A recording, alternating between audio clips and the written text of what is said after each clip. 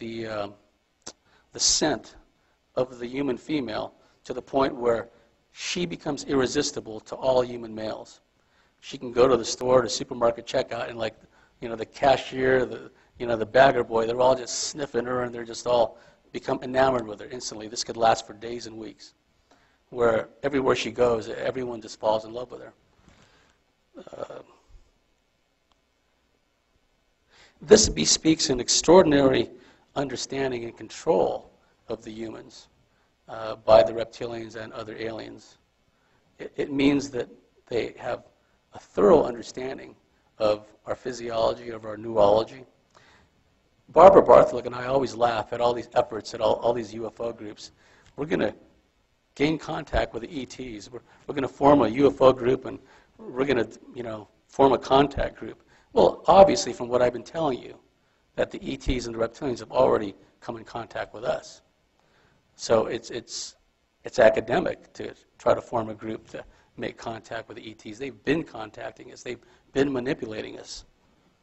It's always been like that. Now, I've told you a bit about how reptilians operate as far as a vis-a-vis human woman. Let me talk to you a bit about how reptilians will create a serial murderer. Again, the reptilians have attained control of the surface through the manipulation and control of the human gene pool, imbuing certain characteristics and behaviors within human hybrids that will advance their agenda, both on a family scale and a societal global scale. What the reptilians do with a male reptilian hybrid is gradually, over a period of time, they can turn that person into a pedophile or a serial murderer. Or they can even change the sexual orientation of a given abductee. Now, please don't hear what I didn't say. I didn't say that the reptilians, a gay person, is gay because the reptilians made him gay. No. In some cases, though, as I will point out in a moment, the reptilians can manipulate someone sexually, physically, and so forth, and cause them to not only change their orientation, but in extreme cases also to have a sex change operation. Barbara Bartley has worked with a number of guys who, over a period of time, eventually changed sexes. Now, how is this done? Now, the reptilians hold a tactical high ground. And the reason for that is we have to sleep, whereas reptilians operate, for all intents and purposes, a timeless realm. Many of them are interdimensional in nature. What a reptilian will do to a male in our example is the reptilian will enter into the body of a male and quickly take over his astral dreamscape. The reptilian will eroticize the dreamscape, pervert the dreamscape. Let me give you an example. The guy finds himself in a dream. He's walking around in an empty household. No furniture. He's walking around wondering what he's doing there, what's going on. He walks into a room, and suddenly he sees a gal sitting on a recliner, an easy chair. And then she suddenly poses in such a way that is sexually provocative. He immediately gets the impression that she wants to have intercourse with him. So, like most randy males, he positions himself in such a way as to engage in intercourse with her. The moment in the dream, remember, the reptilian is inside of his body. His ethereal body of a reptilian has penetrated a sleeping human, has taken over the astral dreamscape. And now the guy is at the point where he's about to engage in intercourse with the woman. And the moment he initiates intercourse, the reptilian sodomizes him from behind. And very often, at the same time that he initiates intercourse with the dream woman, not only does he get sodomized from behind, but the object of his desires morphs, shapeshifts into something entirely repulsive. It turns into his sister, his daughter, into a hermaphroditic type being, characteristics of both sexes. He wakes up, oh my God, right? He's feeling this icky tingly sensation all over his body, from his toes all the way to the top of his head. what's happening is that's the entity. He's feeling the entity. And then he may see like a dark shadow, a dark cloud above him. And then the entity will gradually start to leave his body. And that will manifest in the form of this icky, tingly feeling in his arms, back of his neck, and what have you. He thinks nothing of it. It's just some weird, weird dream. He shunts off the experience in that back shelf labeled, "Don't worry about it, too weird." Let's say the next night or 2 nights later, he has a similar dream. He's about to engage in intercourse with another dream lover. And the moment he begins to initiate intercourse, once again, he's sodomized from behind. And once again, the entity the person he's about to have sex with, shapeshift into something that he's totally repulsed by. Now, you can imagine if this process continues for days and weeks, sometimes months, is it any surprise that the guy develops a sexual dysfunction? Is it any surprise that the guy develops erectile dysfunction?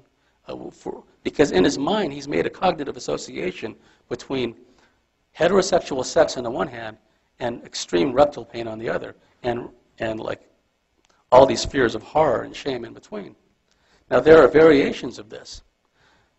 Sometimes he will find himself with a gal who's the object of his dreams, and he may not be sodomized, but what will happen is, see, there's a parallel physical, sexual, paraphysical manipulation that's going on within the human. The reptilian is manipulating him at all these different levels, psychologically, sexually, physically. For example, he may have a dreamscape experience where he's just surrounded with extraordinarily beautiful women who all want to have sex with him.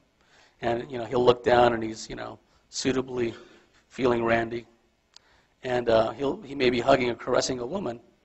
Next thing you know, that woman shapeshifts into a little child. And then the voice in his head, which is the reptilian, is telling him, "Go ahead." Now, he's already excited. He's already fully aroused from what happened moments before. But now, instead of a beautiful woman in his arms, it's a small child. It could be his own daughter. And the message in his mind is, "Go ahead. Nobody's going to know. Go ahead and do it. You want to do it, don't you?" Okay, now let's expand upon that further. As I said earlier, Ted Bundy was one of many people. Did this thing turn off or what? That's a 95, by the way, see? Oh, well. The point I'm making is there are physical characteristics which are common amongst reptilian hybrids and serial murderers and pedophiles in particular. You always hear,